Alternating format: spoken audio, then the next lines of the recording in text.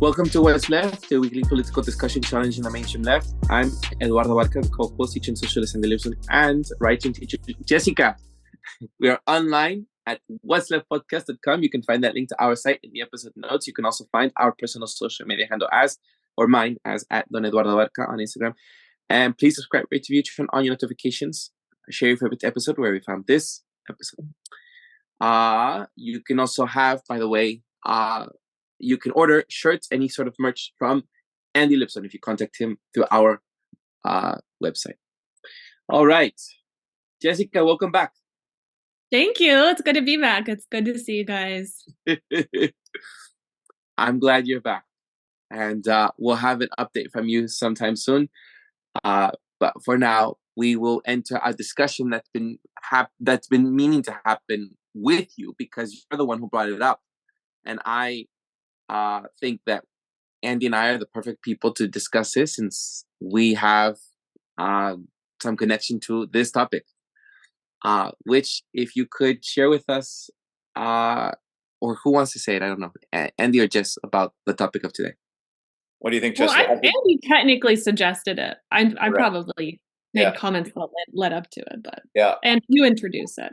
Yeah, what we're talking about today is therapy and or counseling. And if it's I think we're going to talk about it politically as well, maybe potentially experientially. I think, Jessica, I remember hearing you say you had some concerns about the field of therapy as it relates to, it seemed to indicate like that it was somehow disrupting something politically. Like I couldn't quite tell, but it was interesting to me that and I was like, okay, based on my experience, and I've been in counseling for many years, and I found it very positive. So I was like, all right, I'd like to hear what Jessica's coming from. It's sort of like when we started down the road on this discussion about transgender and transgenderism, kind of from hearing where you're coming from, at least this is how I think about it, knowing that I might have a different viewpoint, but wanting to have the discussion here. So I really hope that you kind of say more fully what you think how therapy might have played a negative role in things, which is that's as much as I know about what I heard you say. So I think you'll have to flush it out. So you brought me on to spice up the conversation because you knew I was going to be critical. Yeah, I'm not like a huge fan of therapy, but I don't know where we start. You're just saying what your position is. I'm like basically of the like Adam Carolla camp circa about 1999. He used to always say, start listening to classical music and start jogging. And your depression or your anxiety or whatever will improve. And are you willing to share whether you have done counseling before or not? Sure. Yeah. I mean, I've like dabbled, not recently, but some people would probably suggest I could use some therapy. I've never had any sort of like long-standing counseling like I think you have, Andy. I feel like maybe early in grad school I saw a couple of counselors, or not psychiatrists, psychologists, for like very, very short stints. And then the only other experience I've had was Nate and I did couples counseling for maybe 6 months. I think we went like every week or every other week. This was quite a long time ago. So that was like the longest standing experience I had with it. So I have some experience, but not as extensively as others. And I've just grown increasingly critical of it as the years have gone by. Okay. And would it be helpful? If you're comfortable, wait, hold on. Jess, is that something you're willing to share on What's Left? You just said Nate's name and therapy and okay. Yeah, Nate, yeah. I mean, I'm not going to go into like the juicy details of what we talked about, but it was a very like eye-opening experience, and I think it actually supports a lot of suspicions that I kind of had Not that it was all bad. Not that it was all bad, but And let me ask this: do you feel like before you sort of say because I think you're not talking about it just on experience. I think you're going to be talking about it like in terms of it having a negative effect on people somehow, or something like, or on movements, or am I right about that? well, I mean, I think it's definitely at times been, not at times, I think it's pretty consistently over the entire modern history of like psychology. I think it has been used to quell political dissent and to gaslight people who dissent, whether it's politically or just in other ways, to kind of marginalize them and paint them as crazy. Yeah. And I also think, I mean, for me, just basic logic, more Americans than ever before in history are in therapy or have been through therapy, and the state of mental health in this country is terrible, and it's worse than it's ever been. So to me, that tells me it's not working. I don't think you have to have been to therapy or like read a bunch of peer-reviewed studies to think like, yeah, it doesn't seem like this is really helping. So that's maybe like a starting point for a discussion. I don't know. And do you think it would? I actually think maybe it would be better just for you to get into it than to hear like each of us talking about kind of our own individual experience. Would you say that's the best You thing? want us to go around and like share our personal Yeah. experience with therapy, or You want to do that first, or do you want to like say your general thoughts about it? we can do whatever. I kind of want to hear your experience though, because I feel like you actually have experience with it, and then maybe I don't know how. I know, Eduardo, you've done some, right? Yeah, I have. I'm in therapy currently. Yeah. Okay. Oh, God. So I'm gonna be ganged up on in this. No. I don't think so. There's a lot to say. I want you to say how you say it. There's nothing. I will. Good.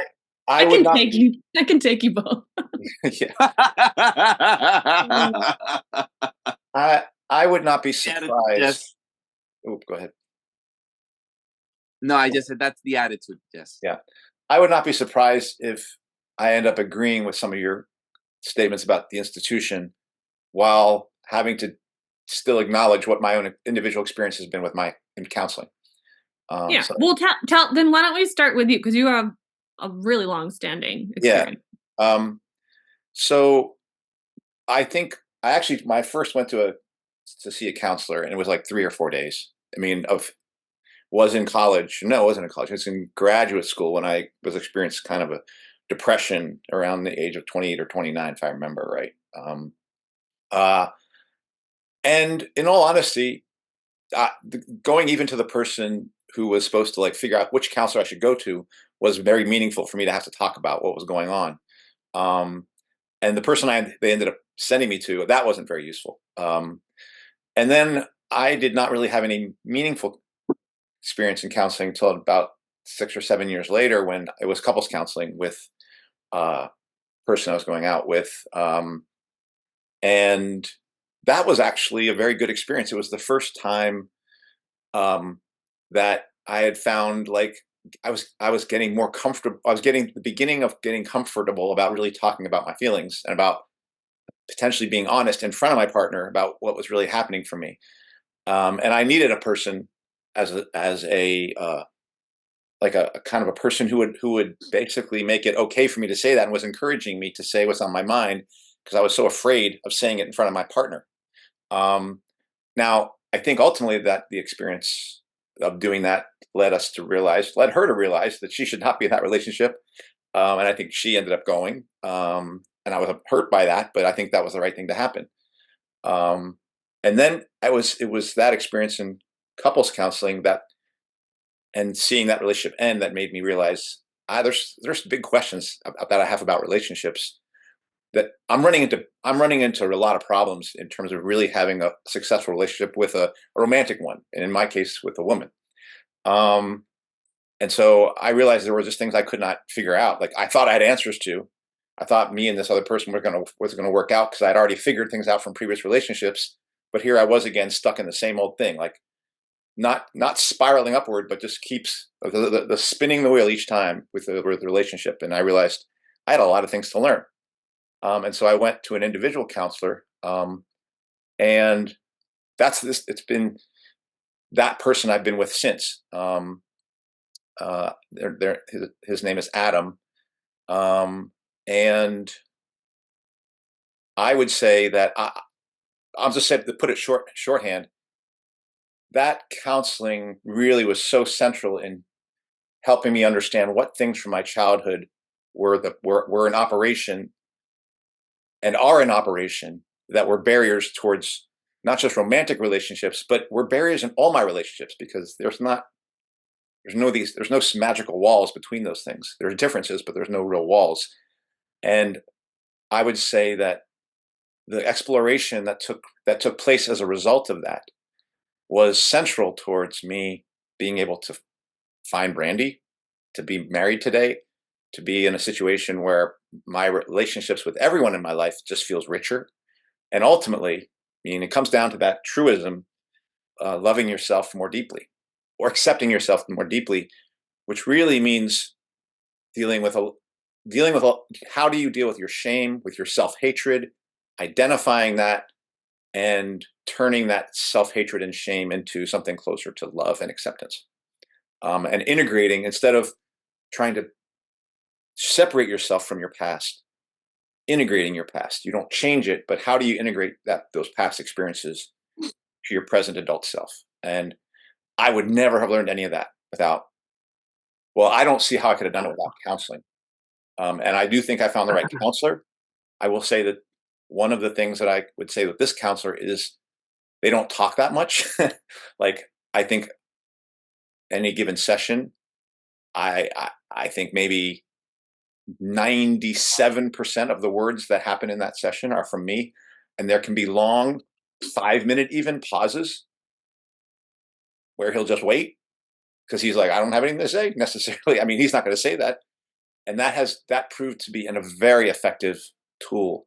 And also the notion of being ineffective or effective. I'm sorry. Effective, very effective. And the notion of, often when I couldn't figure out what I did feel about something, he would just ask me, well, where in your body do you feel something?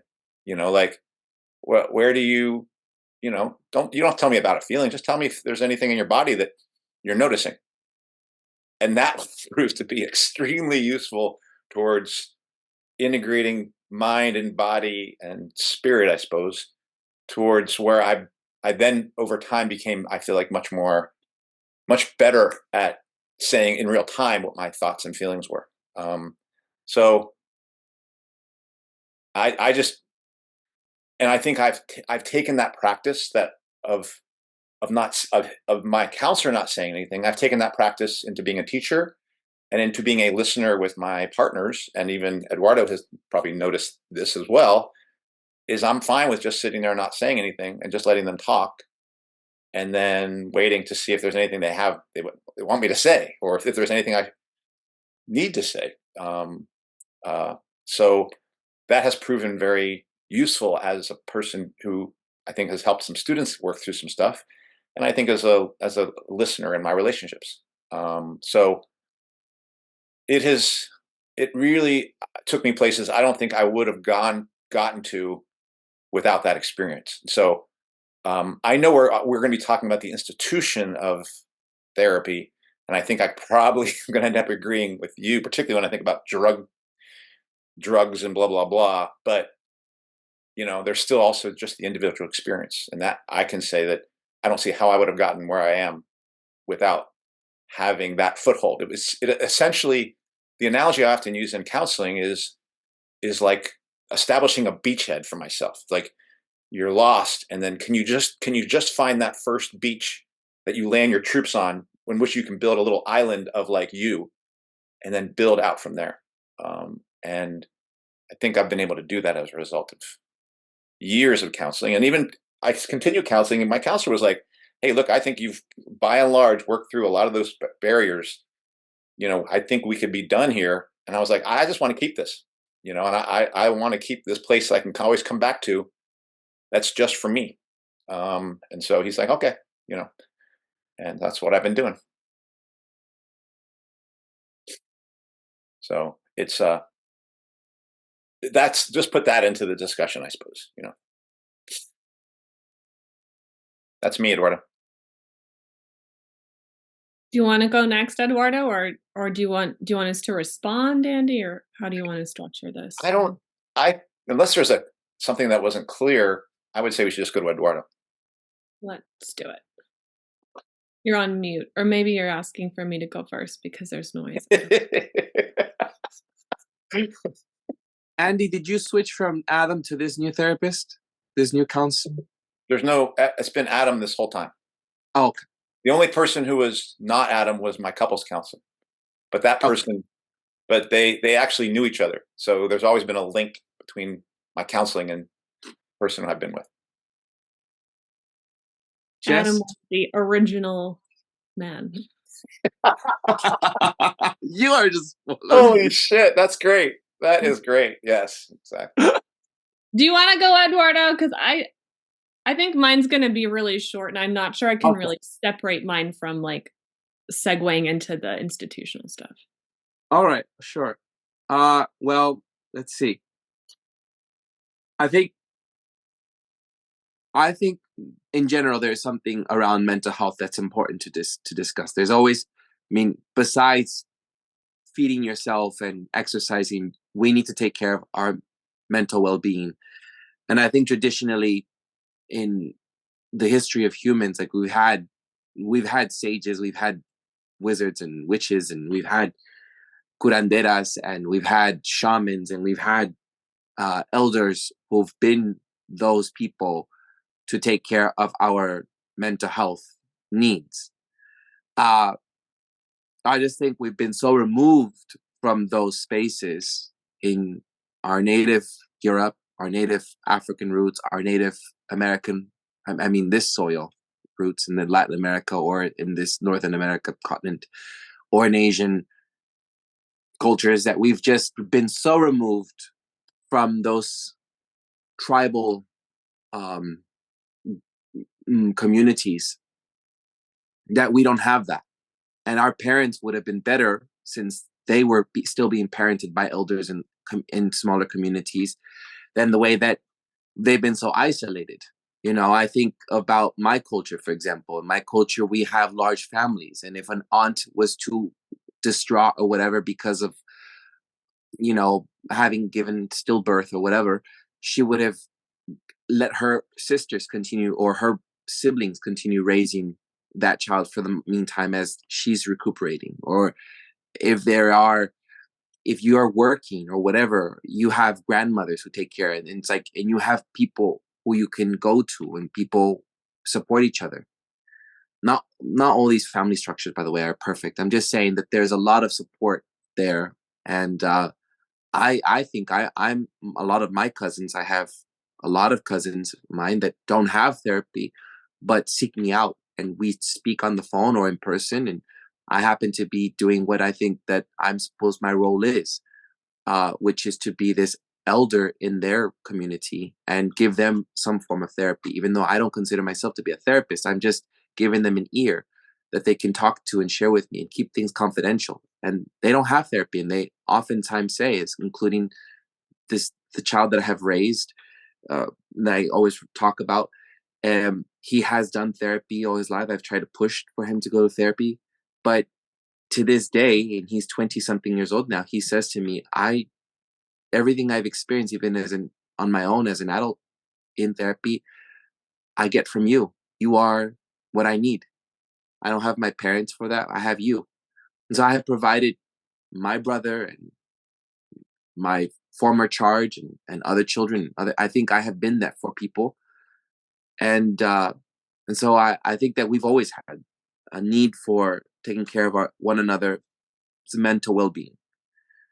On my journey, though, my mother, she was one of those people who've been isolated. She came to this country as an adolescent after her mother died in Mexico, and she didn't have. And I tell that story already on What's Left. You can always we can link to that. And thanks, Jess, for being there. We went through that together. My mother, she came from an abusive family, and she didn't have who to talk to about these things. And so her exposure to therapy was someone told her, you need to talk about these things with someone. And she sought out therapy. And when my house was burned by my uncle, because I've also, in my family, we have on my mother's side, we have had people who had schizophrenia. One of my family members had a breakdown and started putting fire to his bedroom and burned our home. At that time, my mother was suggested that we should have therapy, and so I did. I had therapy at the age of 10 years old by a wonderful Mexican woman named Angela. I'll never forget. She was very, very wonderful with me. She's very sweet. And it was an amazing, it was a great experience. It was awkward though, because it was a short session. It wasn't like a long-term relation. It wasn't I didn't see her throughout the whole week. And this is what I think therapy is different for kids. I just don't think that, in the same thing how I think about teachers, I don't think the way that we have teachers or therapists for kids works, because kids need long-term relationships. It's like one time I tried to apply to go work in Africa to help baby elephants, orphan elephants. And I was denied because they said, we're looking for long-term people to stay for years, not short periods. And so I think to myself, if that was my experience in trying to volunteer to help an orphanage in Africa for baby elephants, imagine children. You need to have long-term relationships with children. And so I don't think a school year is enough, really, to build a relationship. I think a teacher should be like in world of education. You need to have, from the minute they're in school to a long term, to be with that child for a long time, that you create relationships and community that way. And I also think that this applies for therapists. You need to have more periods of time with children if you're going to be a therapist, and you need to be there for a very long time, committed to a child. I don't think this is how it works. But I had Angela, and it broke my heart when that's what I'm saying. It broke my heart when I'm going to get emotional. When she parted ways. She moved on to another job. They moved her. And it really hurt me. And because I got so attached to her.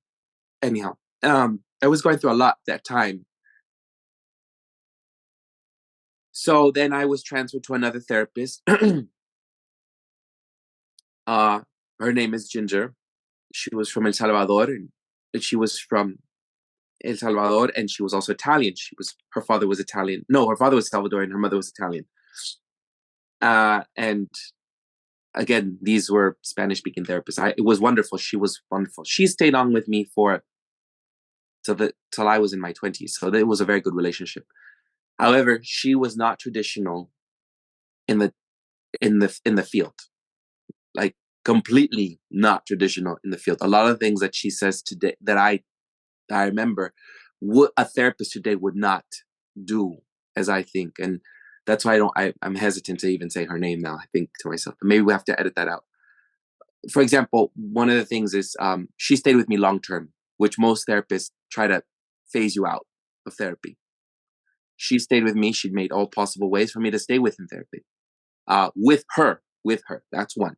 Two, when I came out, and I think I said this to Jess once, when I came out, most therapists affirm what you say. If you think you're trans, or if you think you're bi or gay or whatever, and I've seen this happen with counselors at my high school, they just affirmed. Because I would seek out just to try what would it be like in high school with other counselors, and they always affirmed what you said. And Ginger this therapist was very, she didn't affirm. She simply said, what does that mean for you? She didn't say, oh, happy, I'm glad you're coming out or something. No, she never congratulated me. It was never this moment where oh, I knew or whatever. No, she said, what does that mean for you? And how do you see yourself being, with who or how, or and so I just love that at the time I think I was engulfed by liberal San Francisco politics, where I felt almost offended that she didn't congratulate my coming out. But looking back, I'm so appreciative now, thinking about how she didn't jump to the gun to affirm anything. She was letting me grow and be the adolescent that I was, in trying to figure my identity out, and not immediately jump to conclusions about, yes, you are this. Because I think that that's what's happening today. I think a lot of kids are coming out as, I have a friend of mine who told me recently, last year, that her daughter has come out as a trans boy. And I gave her advice about I shared with her about my experience with therapy and this particular therapist, and I said I have questions around that, and how everyone around her is affirming, and she doesn't know what to do. So I think I appreciate that. That's the second thing I appreciate about Ginger. Those two things. 3, about this therapist. 3, the other thing was, as I got older and was able to have more mature conversations, after I turned 18, I could be that therapist could be more open and transparent about their own experiences. And she would share with me some of the things that she would do, such as ayahuasca or psilocybin or other ceremonies, or non-traditional, the traditional in the sense like humanities tradition, but not Western traditional things. So I appreciated that she had shared alternative forms of holistic well-being medicine to do. And I just found her so unique, and it was the right, perfect match for me, that I had a very good experience personally. What I did not realize, I thought everyone was like this. What I did not realize was, when I was fostering a child, I didn't realize that she was very unique, because all the other therapists that my foster kid was having were different. They were medicine, medication, curing, not helping me at all. It was more of like seeing if my home was safe to have this kid in my house. It was about checking, faults in me. It was not dealing with the mental health. It was dealing with how to work within a framework of like the educational system, and what I was doing wrong, and what I should have, like questioning everything, my parenting style, questioning all of that. I remember wanting to take I wanted to take my charge, my former my brother, I'm going to say my brother, because that's what he was to me. He was my brother to this sweat lodge ceremony, and he didn't want to go. He was so resistant, and at that time we were arguing a lot, and I just thought, we need to heal, both of us need to heal. We had to go up north in California. We had this whole sweat lodge I wanted to do, and all the therapist was doing was, and I said, this is what I'm asking. We're going to do this. And all the therapist would do was side with him and resist everything I was trying to implement. That was my raising. This was like, this is what I'm doing as the parental figure. I'm trying to do this because I'm not hitting or slapping or mistreating. I'm trying to do something healthy for us. And he's going to do it because I'm guiding his childhood at this time. This is my responsibility. And all I saw was siding with him and arguing with me. And she was just, it was so awful. And so I just thought, this isn't supportive at all. And I took him anyway, and he had a good time, and he loved it and everything. And I kind of told her, I told you so. Like, he's just being an adolescent, like everybody. He doesn't want to do anything, that he's not used to. And so that was my experience. After that, I had therapy on my own. I'm trying to fast forward here, but all those experiences were awful. Then I had two other. I tried two other therapists in these past 7 years. One tried to give me lots of medication. The other one, she was always correcting me, and I just didn't like it. So I quit them both until I found this Mexican therapist, and he is very in touch with his roots to his culture and the way that things are done in Mexico, and there's a lot of commonalities, and he also practices meditation, and so there was this click. And I currently have him today. To this day, we've been together since 2020, and it works. It works because I don't feel like I'm being pushed to anything. He's never recommended giving me drugs or even judging some of the things that I have shared, very confidential, about my sex work, which is part of the reason why I was able to come out with that and have the courage to do so on What's Left. And it's been a very important safe space for me. So I have this, diverse experiences where I have seen things work and not work. And currently my family also with their experiences, but I'm not going to go and delve into so much. I'm just saying I have enough experience to see what has and has not worked. And I almost agree with a lot of people who say, I don't do therapy, it doesn't work, and I don't want to, by the way, I've also had couples therapy, but I can't talk more about that. I can't. I'm not allowed to talk about that. But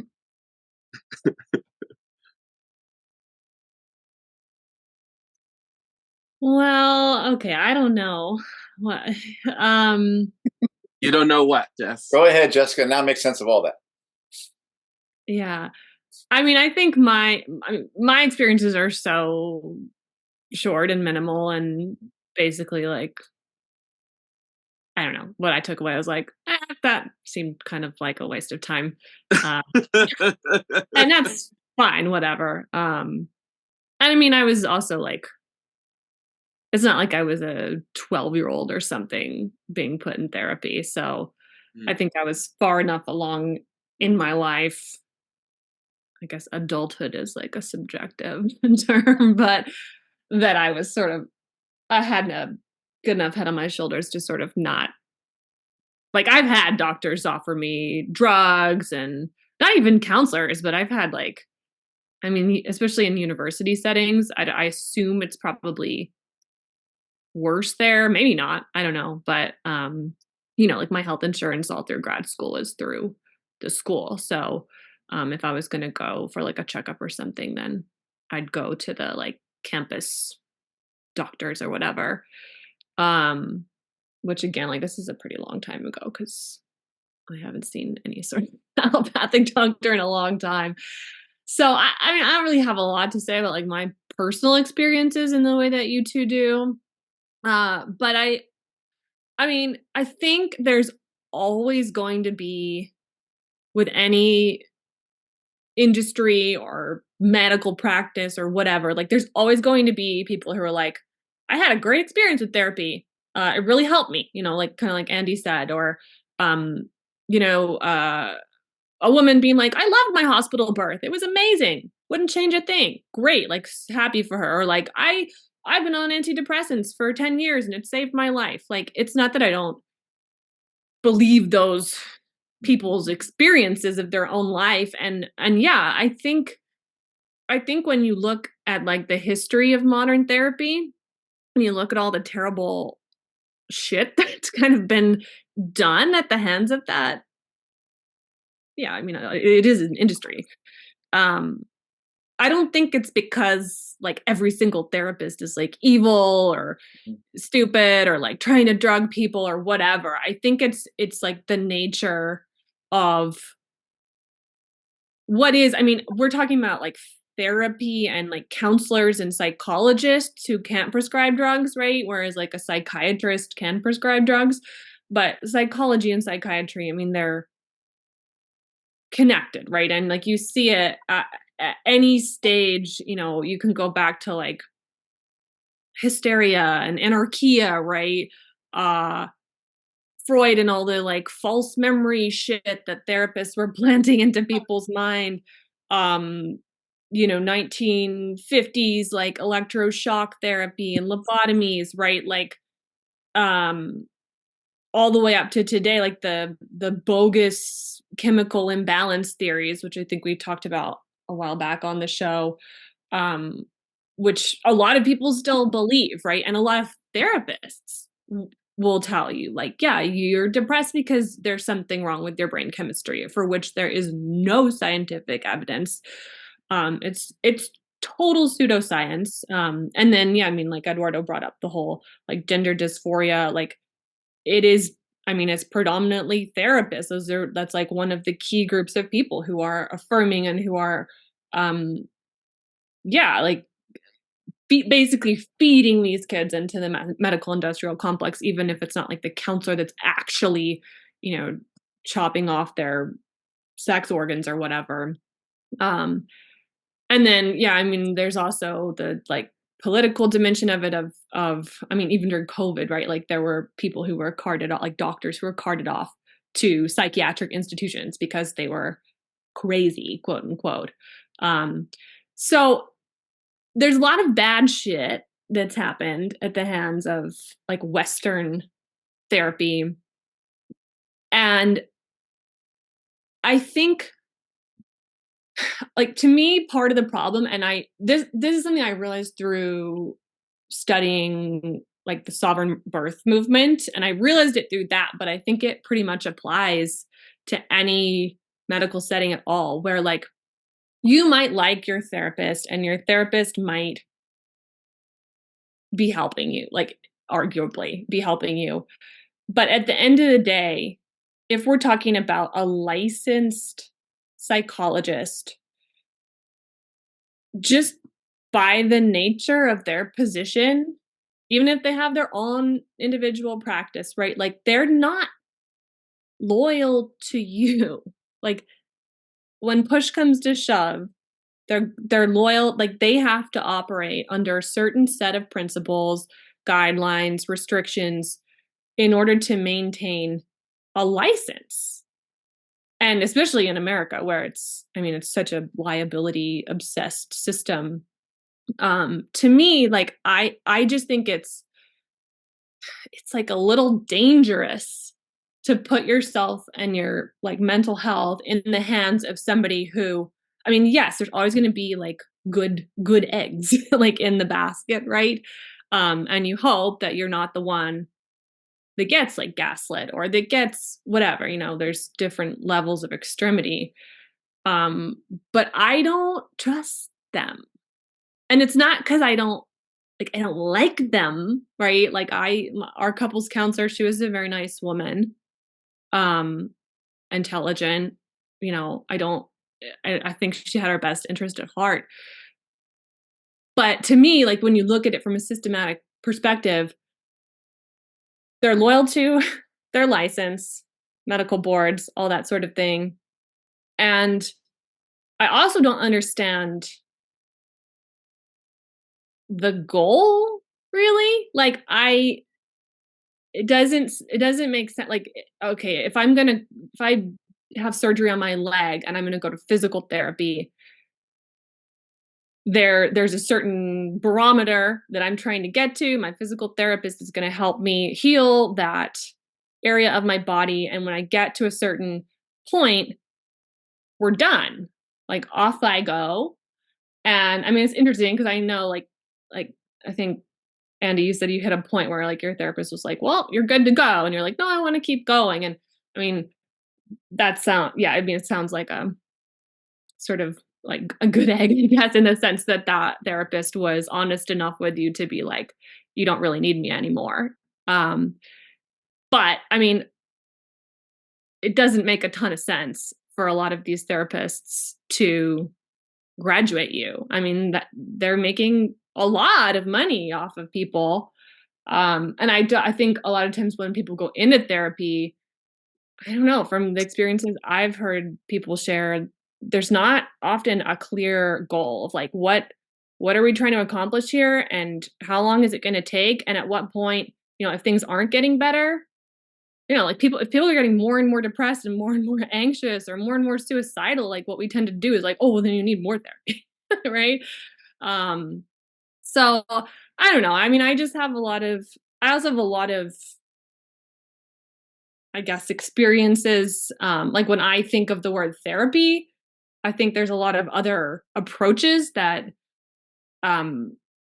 especially in the West, I think the model of like psychology really doesn't account for stuff like the mind-body interconnection. I mean, forget spiritual embodiment, like that's a whole other level, but let's just say like mind-body, so you have something like somatic therapy, which is increasing in popularity. And to me, like that makes a lot more sense. It's not to say like you can't do both or, whatever, everybody's different. But I think that type of an approach to healing or cultivating like a healthy mental, emotional life and physical, it makes sense. Like what most mental health issues, like it's suffering, you have unpleasant sensations in your body. I like that question that your therapist asked you, Andy, of like, where in your body do you feel this? I don't think that's sort of the normal approach. So in like somatic therapy, right, like it's all about moving energy through the body or like expressing it, and it doesn't rely on this like verbal, like analyzing and thinking and all of that kind of thing, which I've always thought, I mean, and I'm somebody who like does kind of, I constantly overthink. When I'm in my more like depressive periods of my life, it's often a period where I like my mind's racing. I'm just, overthinking, I'm ruminating, right? It's like a fixation. And I think there's a lot of evidence to suggest that like going into a room and just talking about yourself and all your problems and your traumas and all this terrible stuff that's bothering you repeatedly, like actually kind of feeds that like hyper fixating mind. And even like can sometimes in certain instances, like push you or like kind of covertly or inadvertently push you. I just read like a couple months ago, I just read Abigail Schreier's new book, which is actually kind of about it is about this. It's called Bad Therapy. And one of the things she talks about in it is the surveys that they will give people now, like if you're going to find a counselor or even if you're seeing a counselor. And I do have actually first-hand experience, because when I used to go at grad school, every time you would go, even after I like had a counselor who was like my normal person or whatever, every time you went in, you had to fill out this survey in the waiting room. And they're insane. They're literally like, do you feel like killing yourself? No. Are you sure you don't feel like killing yourself? No. On a scale of 1 to 10, how much do you feel like killing? Like they're actually like almost on that level. And I think with all this sort of social contagion stuff, which is very well documented with the gender dysphoria and eating disorder, all like so much of like mental health related stuff can be made worse, right? By like overexposing people to, even like methods, like if you were going to kill yourself, what method would you? It's like, what does this serve? So I don't know. I'm just kind of talking in circles about some of my concerns with it. I guess the last thing I'll say, which kind of gets back to the way that you can't really separate psychology and psychiatry, is when I was in couples therapy, like one of the moments where I really like lost trust in the counselor who was we were there to work on communication because we were arguing all the time. And so she was not a psychiatrist, not somebody who prescribes medicine, not somebody who is an expert, even under this crazy allopathic model. And I was having like these panic attacks at the time, like really bad panic attacks. That was not what I was there for. Like we were there to get couples counseling, and obviously they're related. So like I brought it up and stuff.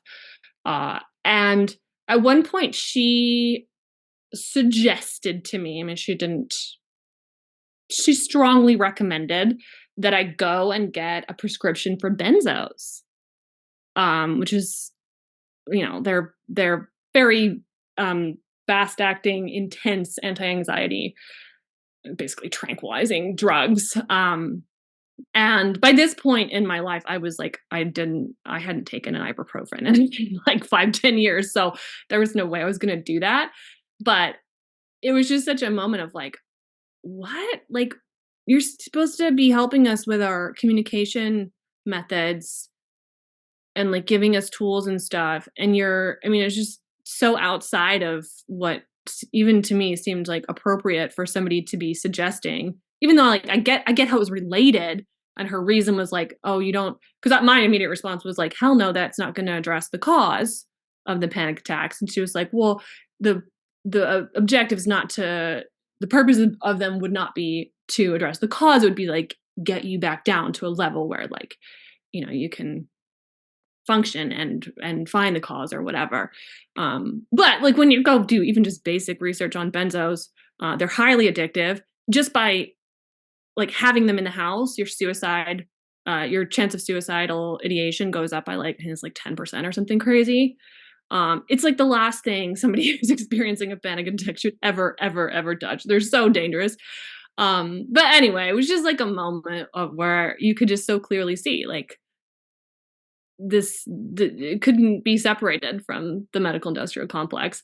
And lo and behold, like end of that story was not too long after that. I had what was sort of my final sort of exit from the allopathic system, which was I had an IUD, a hormonal IUD for birth control, which I had gotten like years previous because I had wanted to get off the pill, and it was sort of sold to me, and to some extent, I guess I fell for it as like a sort of like less, lower dosage hormones. So I'd had this IUD for a couple of years, and I got it out for a whole bunch of different reasons. But one of them was like I found out that some people get a side effect of panic attacks. So I went and got this IUD out. I never had another panic attack for the rest of my life. And I went, and after, I don't know, maybe a month or two, like I mentioned to the couples therapist that I hadn't had a panic attack in however long, and that I had gotten my IUD out, and I suspected that had been, in retrospect, a contributing factor, if not like the primary factor. And the fucking bitch, she's like, oh, that's wonderful. Like I'm so glad that you like took responsibility and like pursued that path, and knew that about yourself, or like found that out about yourself, or whatever. I was like, 2 months ago you were telling me to take benzos. So, it's just like one little moment, but I think it's just so indicative of just the whole complex. Yeah. Okay, I'm just gonna stop and talking too long. I guess since you are mostly saying, if my understanding is, no, the whole therapy thing is bullshit. No one should take it. This is my experience has told me, and what I've read, and what we should stay away from is this whole psychotherapy within this whole medical industrial complex. If that is your position, am I right? By the way, I'm not saying no one should do it. I think people should do what they want. I just don't think there's really a level of understanding or like consent, I guess, in terms of like if you're talking about licensed people, like who they're ultimately loyal to. Well, And when I think like, sorry, last thing, Eduardo, is I think yeah.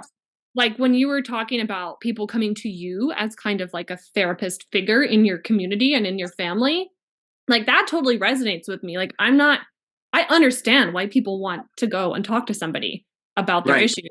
And it is healing. Like I 100% think people need spaces in which to grieve or rant or be witnessed or even like positive stuff, celebrate and dance and express yourself and connect with others 100%. And if people want to pay somebody, including a therapist, to do that, I think they should do that. I mean, people pay me money to look at their astrology chart and which some people would say like, you might as well just burn your money, like cuckoo for Cocoa Puffs. But I think there's a difference just in the, like, I'm not coming to it as, oh, I'm this expert on this. I have this certification and I have this license that I maintain, or I have this boss, right? Like it's between me and that person. And then even in that case, with you being like a therapist figure, that to me is very different. And that's the sort of relationship that I think most people need. Like, I think most people need friends and community. And I think a lot of people in the West are missing that. And therefore they go to therapy to seek what, like, it's very sad when you think about it. Like, I don't know, like it's a weird relationship where you are the center of attention and basically nothing. Like they are contractually, I believe, right? Like they can't really, they're not really supposed to tell you anything about their life. And I think it's a very strange sort of I was going to say exchange, but it's not an exchange. So again, like I'm not saying no one should do it, but I just have questions and concerns about the structure around it and the system around it. Yeah.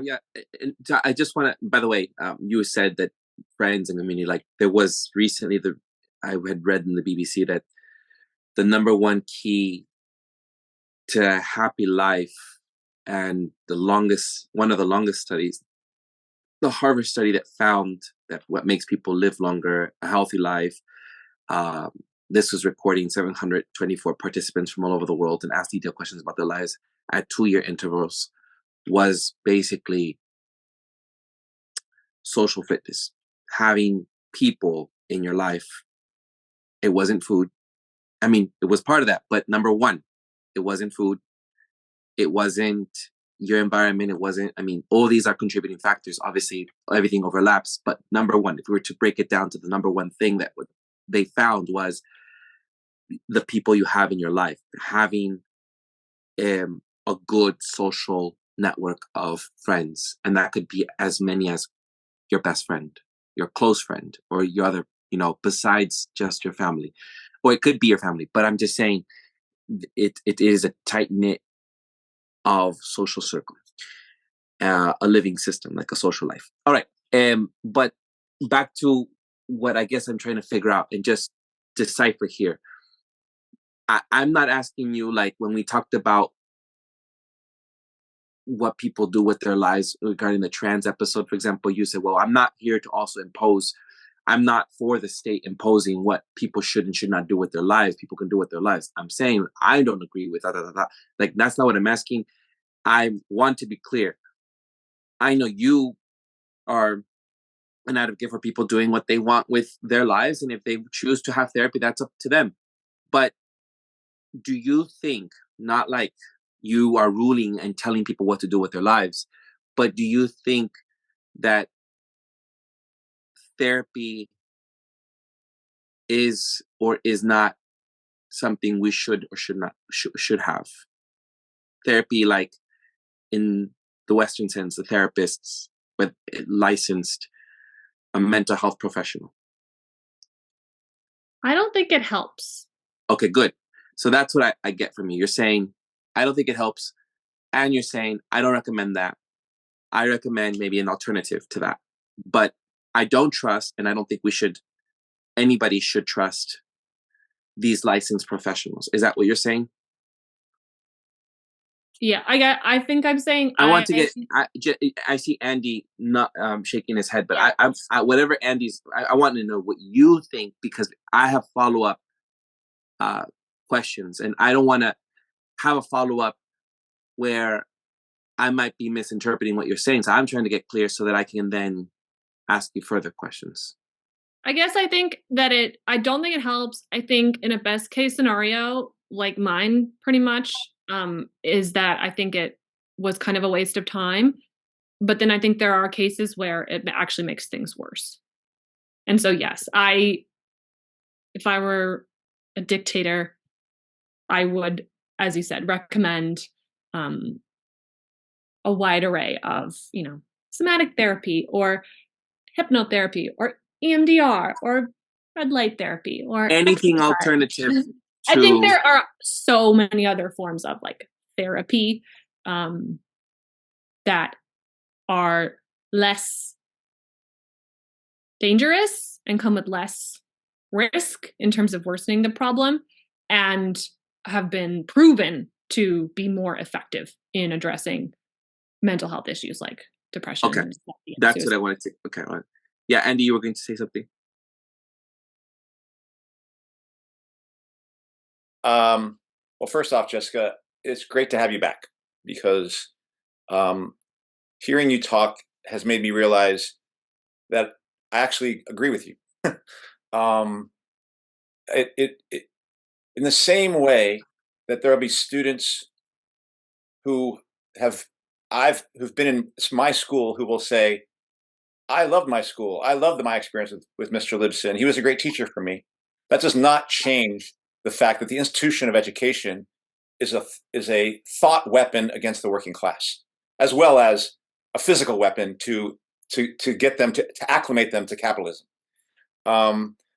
And I would describe my experience with my counselor as like finding my Mr. Libson. That person who is in a system that is meant to really, what is the role of mental health in this? It is to basically, it's an institution of making people come to peace with a world and a system that is actually crazy. I mean, crazy when we think of Gaza, crazy when we think of Ukraine, crazy when we think of the Medicare system, crazy when we think of COVID, crazy when we think of the politicians who are called leaders, and we are supposed to listen to these people. Like, that's crazy. And the institution of mental health is to acclimate people to that at one way, shape, or form. That's his role, to get them to accept it, and if anything, to say that your inability to make peace with it, we're gonna help you. You must be crazy, if you will. I'm using a sharp term, a loose term, crazy. They wouldn't. No one would use that, but people get the idea, I hope. That has to be his role. I mean, that has to be his role. And for that reason, I agree with Jessica. It's dangerous. It's dangerous, not just because you might have a bad counselor or because they might give you drugs or da-da-da-da. It's dangerous because it's meant to acclimate you to living inside of a dangerous system as opposed to changing that dangerous system. That's his role. I will want to say that, or do want to say that I think that there are things that I've experienced with my counselor that are empowering.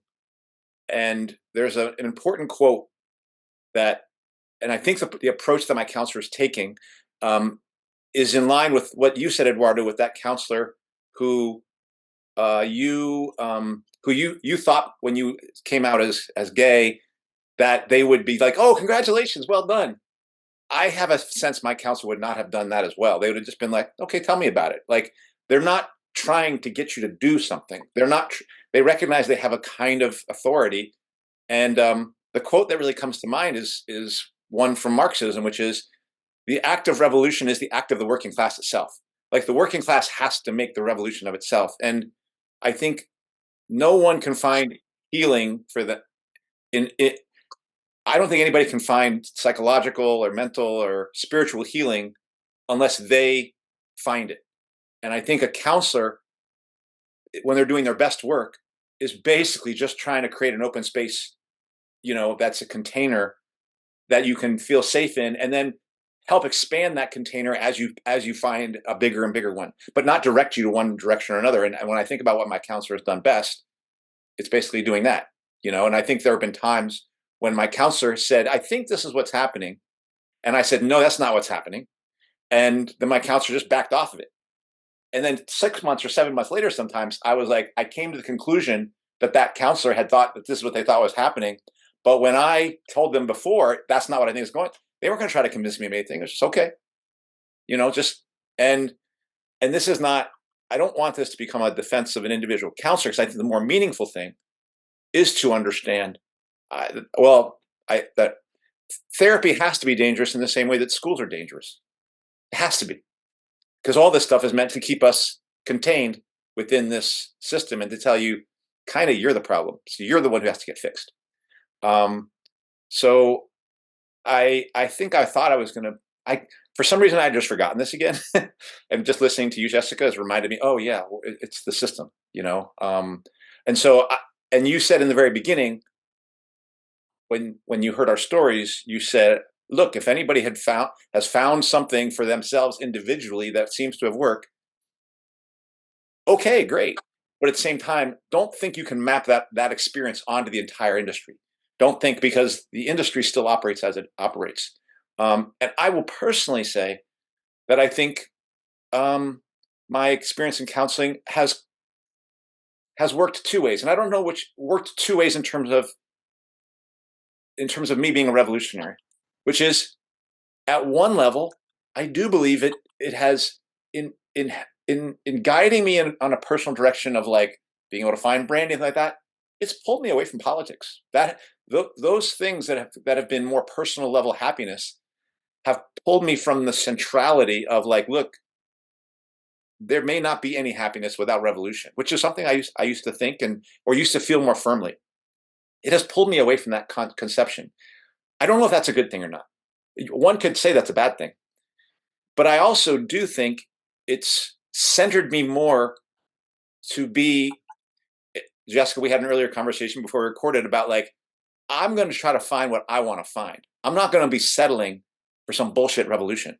I want to replicate. And it was one time when, Jessica, you were talking about your women comrades that you had met on a retreat you had gone, and how important those people were. And I was thinking about how many revolutions had happened in which, sometimes you have to sacrifice some of those people to make the revolution happen.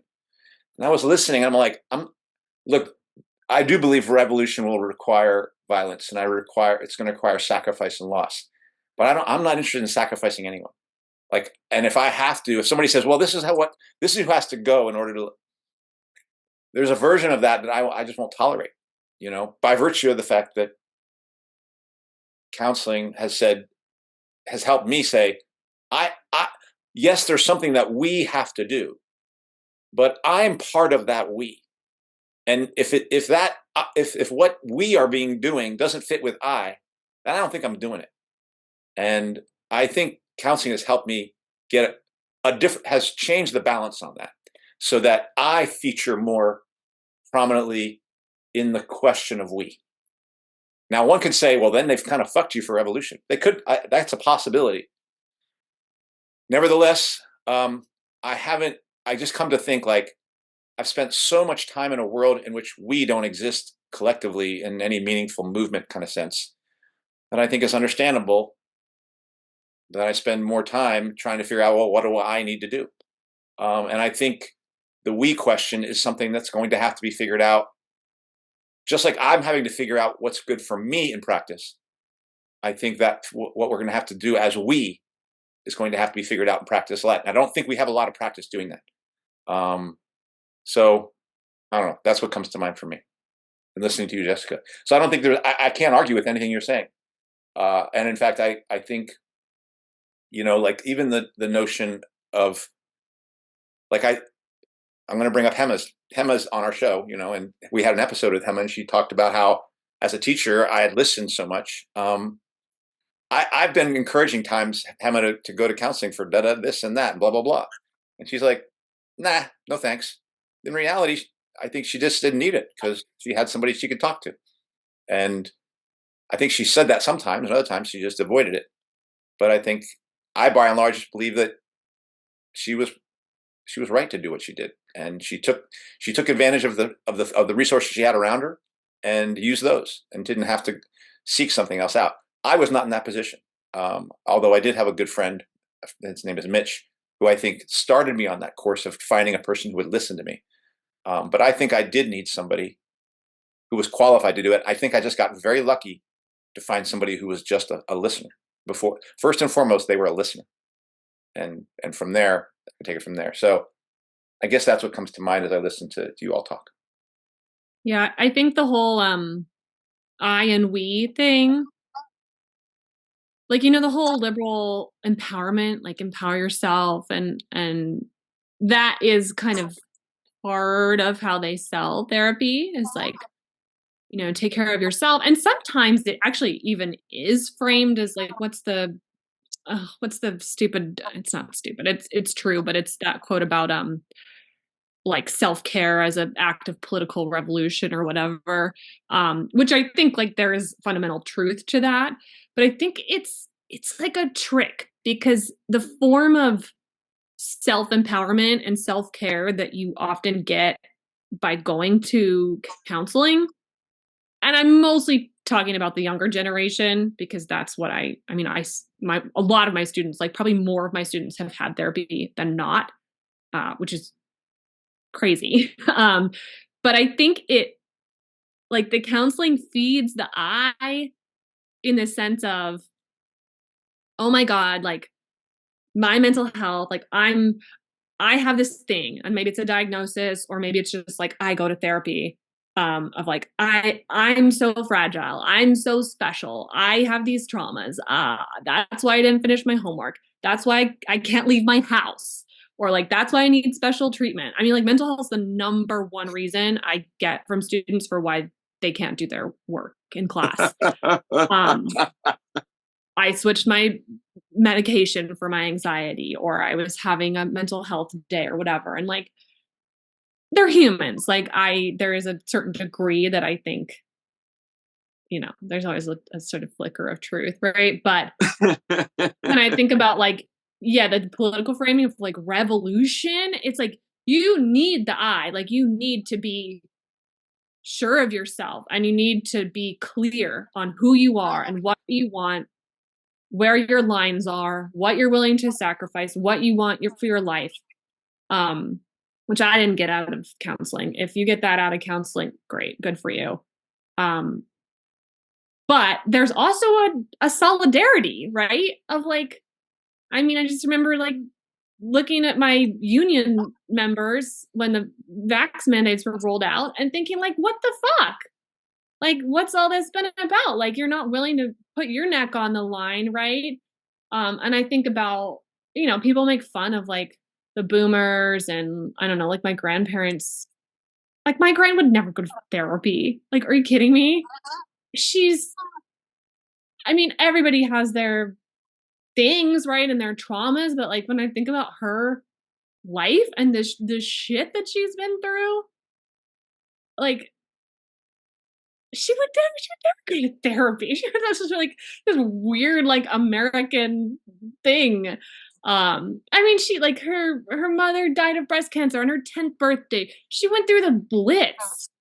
Like, you want to talk about traumas? I think there's just, I don't know, with all this like, mental health awareness, like everybody needs counseling. Like, it used to be like when I was a kid, it was like a insult, like you saying to Hema, you should get therapy. Like, I remember growing up and it was like, you need therapy, man, right? Like, that was like, there's something wrong with you. You would say that to somebody. But now it's a pathology. It's like everybody is pathologized. Everybody should get therapy. Like, how often do you hear people say that? Everybody needs a little therapy. Everyone can benefit from therapy, because they want to pathologize everybody in some capacity. You know, do it through drugs, do it through diagnosis, do it through whatever, your tinfoil hat beliefs. Like, I don't know. Yeah. I think we need the I and the we, but I just know I have found security and self-belief and self-care through a lot of things in my life, and none of them were counseling. I don't know.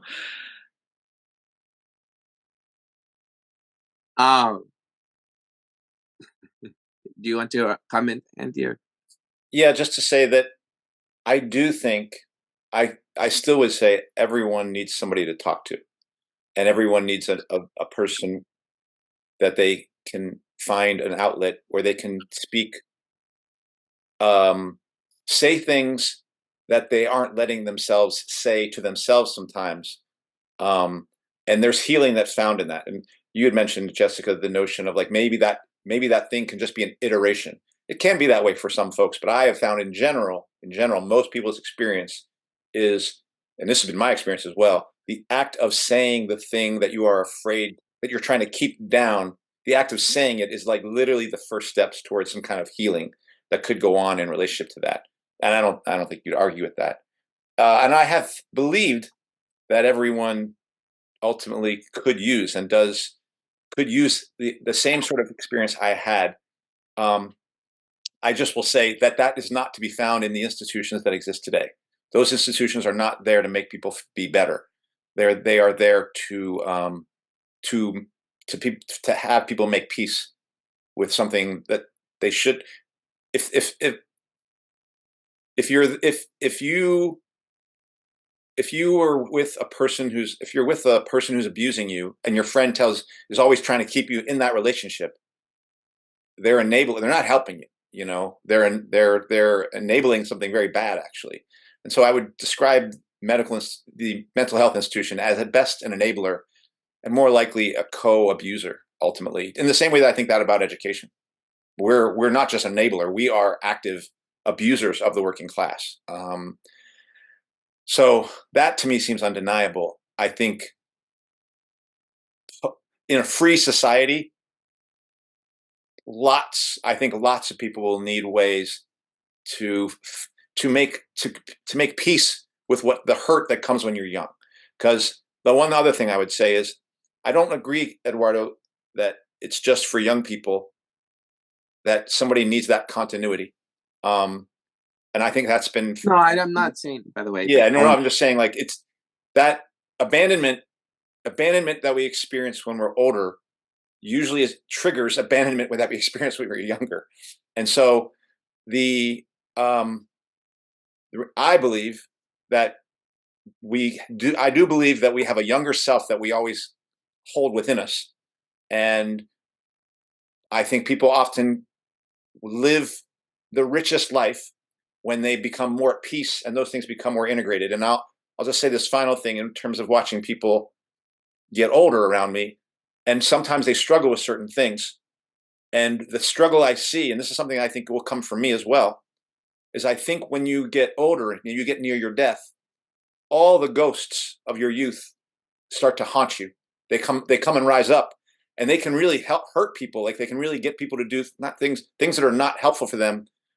But what it is it's something unresolved inside that person saying, you must resolve me. And a person who gets older has a choice. They can run from that, and then I think they experience a kind of death at that point, or they can go towards that and finally resolve some of that stuff that was not resolved. And I wish for people that the second option. I wish for that for all people. And I don't think that's to be experienced under capitalism, because capitalism is just a buzzsaw of violence in so many different ways. You can't get well in that kind of environment. But I do think all the things Jessica's mentioning, and even elements of what I have experienced and what I would call fairly mainstream therapy, could lead to people to have a better sense of themselves. But the world will still need to be changed. And if the world is not changed, individuals getting right with some part of themselves is going to have limited. It has a life cycle. It has a shelf life to it, that I think is marked by environmental degradation, nuclear war, transhumanist fourth industrial revolution, mental health on Zoom channels so that social emotional learning can be done by the AI computers, not just on children, but adults as well. And we can have AI that create psychiatrists as well as get to know us better. All that shit's coming our way unless a revolution happens. And I don't think therapy is going to get us closer to that. And I think it's actually meant to keep us farther from that. This episode is sponsored by BetterHelp.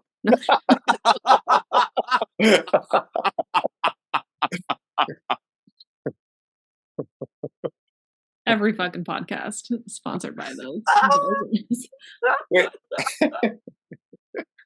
So, Jess, you're full of jokes today. What were you gonna say, Eduardo? I miss having you on weekly. Why can't you come back on weekly, Jess? We'll see. We'll see. You've had a long break. I think you're done. I've just been on vacation. You're done with your mental health. I can't, Eduardo. You're good. Eduardo's just being his bossy self. My therapist diagnosed me with generalized narcissism. So I can't come to the phone right now. Yeah. All right. Several things. I want to respond. So I agree with you, Andy, on a lot. But I want to respond to Jess. So listening to Jess. So the reason why I want her back. I agree with you. I see a lot of people out in the world complaining about the light in the from the window not letting me sleep, so therefore I'm like 40 minutes late to class, or whatever it is, that I think people have lost grit in the world and have already taken it to the extreme where people are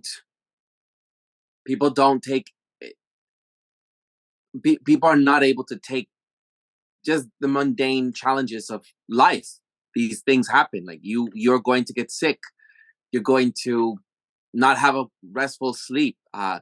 You might wake up in a bad mood. You might have a conflict with your parents. You might, have had an accident. Whatever it is. The thing is, I have seen people be so just.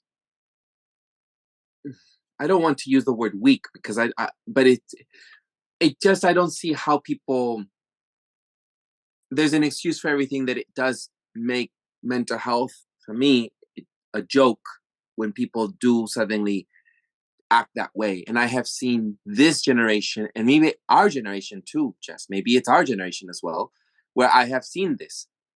And I have been criticized, and I have been, because I say this to friends, and I normally see this, I have to say, in the USA. I don't see this normally in Latin America, in Mexico, in Colombia, in other parts where I've been. I see this mostly in the USA. It's all about, it's the sensitivity, and it's mostly coming from the left. I do see that. On the other side, though, I do think that you talked about your grandmother. I think it was the discussion of therapy wouldn't have possibly even the fathoming even. I think that, well, you're British, so you have a background where I think even the Brits had the stiff upper lip kind of way of acting in the world, and I'm not sure if that was entirely healthy either. Jess, do you know what I mean? So I mean, to have that sort of repression, and women not being able to express their sexuality or be who they want to be, or there was a period of time where people just didn't share their feelings at all. I think that's the other extremity. So we have two polar opposites, where you have on one end people complaining about the minor things in life, and then the other end where people are just holding up their emotions and bottling up everything. I think my grandmother, who never had therapy and was raped multiple times by her husband to have kids, and every time he'd come to, because he was working in the USA and then going back to Mexico, and then having her pop a child every year, and it's like cannot imagine my grandmother, uh, you know, the suffering that she went through. And she didn't have a therapist. And what worked for her, which sadly, I don't think this was, but what worked for her was joining a religion, and being a Jehovah's Witness and find the community where she needed. And that was her outlet. That was that was the wrong kind of outlet in my point of view, but I can understand it, right? That to her, that was the place where she found refuge and believing in God and praying to someone. And that's why people do these things. That's why people pray to God. That's why people join even religious communities or sects, SECTS, not SESS. So, like they join sects and become part of those worlds, because a lot of people can be manipulated because of their mental health needs. So I'm not, there's these two polar ends that I just don't agree with. But there is what, as you were saying, that's why I wanted to ask you further. Like, I want to be clear. Are you saying we don't need, we do need? And I am a part of that team that says eat well, exercise, go out with your friends, have confidential conversations, speak with your community, and you'll have a lot of the things that you need. Basically, you'll need to be taken care of and learn how to communicate. A lot of times my brother has said to me, because he has a therapist, I find more refuge in you than I find with my therapist. And I have a lot of conversations with you that we are that have just cleared my mind just by having this conversation with you. And other times he'll say, it's a conflict having a conversation with you because I have this emotional baggage from the past about how the hierarchy of our relationship has been. I'm your younger brother, and so this, like, I don't know if I can feel free all the time with you. And I'm like, we have to work through that. But sometimes he's just not in the mindset for that. So whatever, he's had this other outlet, but he's always said being with me has been top number one for him. And so, yeah, I like Andy has said, you'll find that one great teacher, you'll find that one great therapist, but ultimately, I don't know, it's very hard these days to find a good therapist. My partner, at one point, when I said, go, you need to speak to someone, I pushed for it. I regretted it afterwards, because in the first 30 minutes of this first session with the very first therapist they were prescribing him medication. And I'm like, you did not at all, this therapist did not at all at any time wait for at least 2 weeks to come, 3 weeks or a month, like 1 hour a session a week. That's 4 sessions, that's 4 hours. And like, you just in 30 minutes, you just prescribed what you wanted to prescribe. You cannot determine someone's entire fucking life. He was 29 in 30 minutes. Do you know what I mean? And so that's why I'm like, you have to be wary of all these people. I'm going to name my former, the child that I fostered for 9 years. I'm going to name him Samuel from that one, because Samuel went to therapy again. I pushed for it and I regretted it afterwards. Being told to be evaluated and to be given medication that would give him side effects on his libido. And I'm like, the fuck? This is not. And I said, oh no, off with his head, And so he said, no, I don't want that. And so he didn't take the medication and he stopped seeing that person. And I thought, I'm going to stop recommending people to go to therapy. I'm just altogether, I'm done. I'm not recommending anymore. Every person what is going on? And I happened to find the one therapist that, when I was 10 years old, till I was 23, this very same therapist I had, that did not prescribe any medication, never for me in my life. But I was very lucky. I thought everyone was like that. Apparently not. You have therapists prescribing left and right. Anyhow, so But does that make sense about these polar ends? So that I am concerned about these two areas. Totally. No, I mean, I don't even think it has to be as dramatic as like the example of like my grand's generation. But yeah, like my family growing up was to some extent that like British stiff upper lip that you were describing. Like we never said I love you. Like, or it was very, very rare. Like maybe my mother like once a year or something in a certain context. And like even just something that I mean, it's not like a trauma, but like that's something I have filed away for many years of like, I would like to change that pattern with my kids. One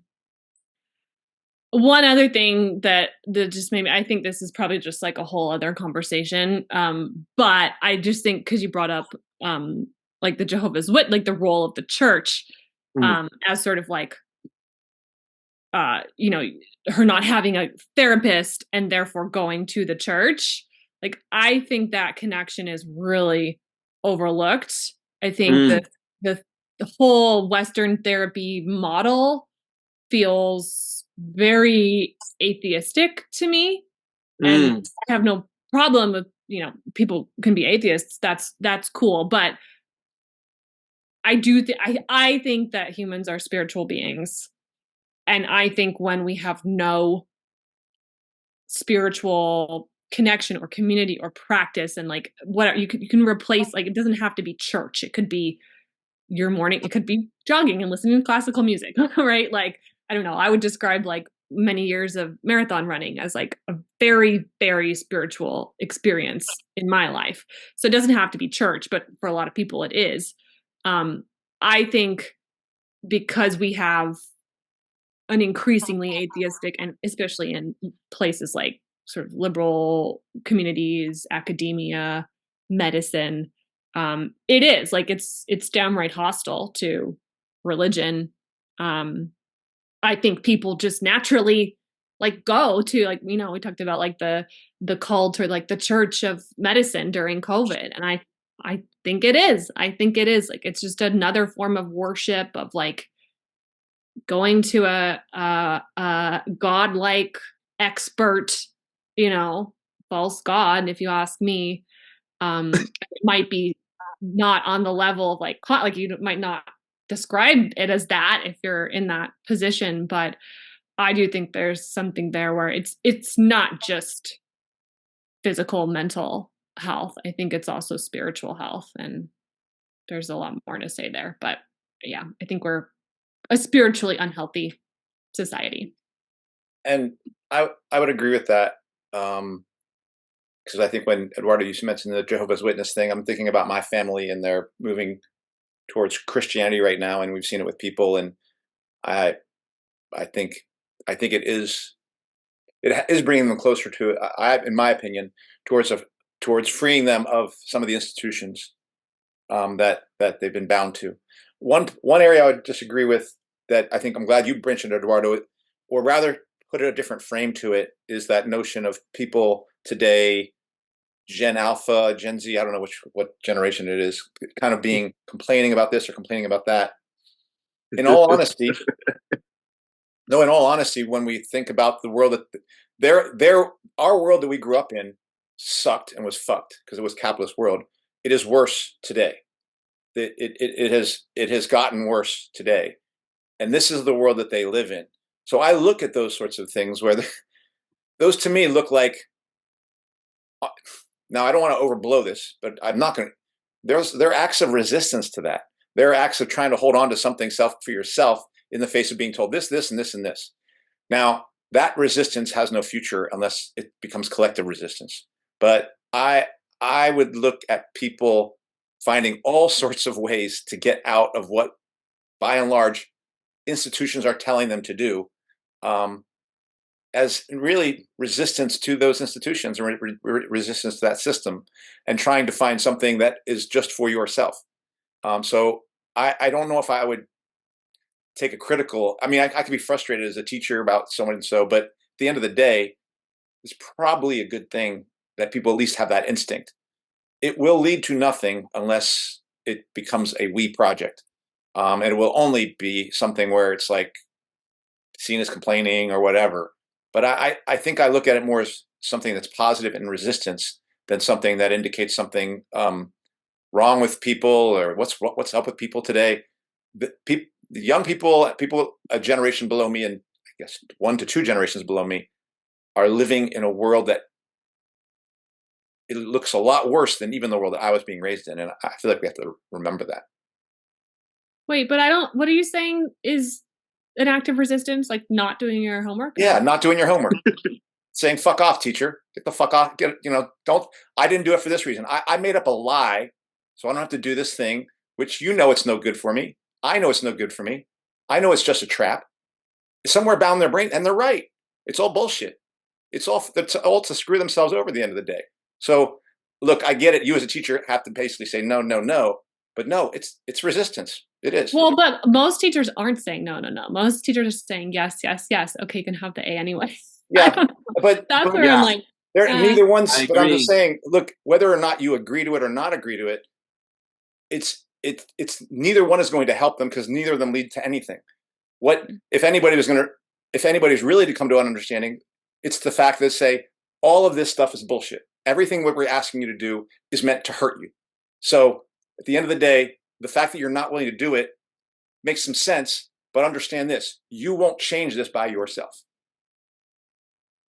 I hope you're right. I think that's a very generous view of resistance because I think I don't think a lot of them are viewing, if we're going to use the homework example, I don't think they're viewing it as a choice. Like, I think if it's an act of resistance, then it's like, I'm not doing this because I don't want to do this, or I don't see the point, or fuck you. Whereas what I hear more often is like, I can't. And it's like, if you choose not to do it, more power to you. Like, maybe I'm not supposed to say that as a teacher, but like, that's one thing. But if it's like, I don't know, they just feel so, the generation feels so, they're not incapable, but they project this, and I think feel this, I'm losing my words, but yeah, they feel incapable and they feel like they can't. And it's not about the homework. Right. Like they're so much more capable than they realize, but they need to realize it. I guess I would say that we're often asking them to do some sort of trick for us, put the ball on your nose. And when the seal refuses to do that, that's a good thing. I don't care what reason that they don't do it. It's probably a good thing. But I also don't want to overblow it. You are right that I also think people, even in providing that either conscious or subconscious lie, there's a way that they are being invited to degrade themselves and to think of themselves as less capable. And there's no future for us in that ultimately. At some point, people are going to have to begin to believe in themselves, find a center in themselves, and then believe that in finding others that we can contribute to the process of changing the world. Does that? To me, it doesn't start necessarily with yourself. It really does start with does the we become to move? But I think there is a way that people are being both disempowered, but by this thing that we're doing to their brains. But I would say any act of not doing what they're told is probably a good thing, for whatever reason. I don't know, Andy. I'm with Jess on this one. I'm not sure if a child. I'm sorry. I'm not sure if a student complaining about their homework or I don't know. But Yep. if someone is actively participating, or if they are overwhelmed emotionally, like I have been many times by the world events, I mean, that I do consider like that to be worthy. But I'm not sure about someone because of I'm sorry, but because their cat is losing fur or whatever is deciding that they're mentally not well today, and their cat scratched them or whatever, and like, oh, Molly was being bad today and I'm feeling bad today myself. Like, this isn't, to me, the I have known people to do that. Yeah. I'm not sure if I'm that pretty is sympathetic to the pet ones. But other than that, I think I'm curious to hear your conversation about the campus protests coming up, because I know you're going to film an right. episode on it. Like, But does that make sense though? I'm sure that's Yeah. what I'm trying to say. Okay, good. I don't think we're going to resolve it. I just wanted to mark out a different position in my brain so that you could at least know that I see those things a little differently. I think I understand what you're saying, that like there's value in disobeying, even if it's sort of a weak disobeying. I just think I think the forces that be want all of us, not just young people, to feel completely disempowered and feel like we can't fill in the blank. And I think when we're in that state, we're prey. Yeah, I agree with that. I think that's probably the lowest version of resistance I can possibly think of. But what is it? You need to read these books. It will help them. Yes. But what was that guy? It's just Edgar Allan Poe, Bartleby the Scrivener, who would always just say over and over again. No, that's not Poe. That's But yeah, that's but he would say, "I prefer not to." Yeah, yeah. Every time they were asking him to do something, I prefer not to, and he wouldn't do it. That's probably more stiffer resistance than what you're describing. Yeah. And then the other thing I wanted to say is I agree with you, Andy, quickly, that yes, it's beyond kids, but I'm saying especially them, they need that long-term relationships. But in general, everyone, we all need long-term relationships and healthy relationships. I think that's a healthy part. I didn't want to dismiss that adults also need that sort of building of a social network that is long-lasting and community-based. Yeah. And I have an idea for our next episode that came up.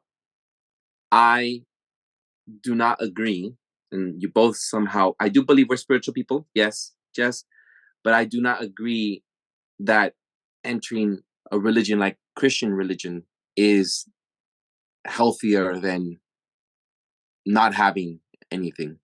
I think from my experience, having been indoctrinated in a Christian sect, it can do a lot of damage. And basically it is a sect. Any Christian religion is a sect. I'm sorry, it is. And we'll have an episode about that. And so kudos to your family for going to prisons or finding their way or being great, wonderful. But that's a personal experience. But ultimately, that is also another structural form of capitalism, and it is another way to manipulate the masses. No matter what people say, it is a religion based on a book written by men, and that wanted to manipulate people and not have it, just to control the way people think. It's, what did you call it? Every time I hear psyop, it is basically that as well. Mm-hmm. So we'll have an episode, and I just realized we need to have it. And however noble and however wonderful, however good work has been done. I mean, there are missionaries going out and teaching people how to read, people helping people. I think that there can be noble acts, but that does not that does not mean that these noble acts cannot be done outside of that religion. That is not special to that religion. Yeah. Well, bad news for you, Eduardo, is I know my mom listens to these episodes and she loves Eduardo and she loves Jessica. Now she's going to love Jessica more. I'm so sorry for disappointing. I'm so sorry. But I'm so sorry to disappoint. Stick by your guns, Eduardo. Stick by your guns. All right, let's conclude. Okay. Unless anyone else has something else to say. No. It's been good to have you back here, Jessica. So I appreciate you taking the time for this. Yeah, it was fun. All right. And Jess will be with us again. I know she will. I'll be back at some point. I don't know if it'll be next week. But... All right. Let's do this. Thank you both for this conversation. That does it for this week's episode. What's Left is a weekly political podcast / channel challenging the mainstream left. We post information about our topics and our guests on the episode notes where you found this episode or on our blog at whatsleftpodcast.com. You can find past episodes to this podcast / channel there and connect with us. I remind folks, if you like anything you've heard here, please subscribe, rate, review, do any of those things. Turn on your notifications to any of our platforms on Spotify, iTunes Podcasts, Bitchute, Odysee, YouTube, Rumble, or Telegram. You can find our blog and any of those links in the episode notes where you found this episode. If you would like to give us feedback about something you've heard or suggest something for us to cover, contact us through our blog. Middle school students are asking Andy to give shout outs. We didn't do it this episode. I was surprised, but yes, you can also ask for a shout out like middle school students are asking. And so I'm Eduardo Barca with co-hosts Jessica and Andy Lipson. Will check us out next time. Ciao. Thank you for listening.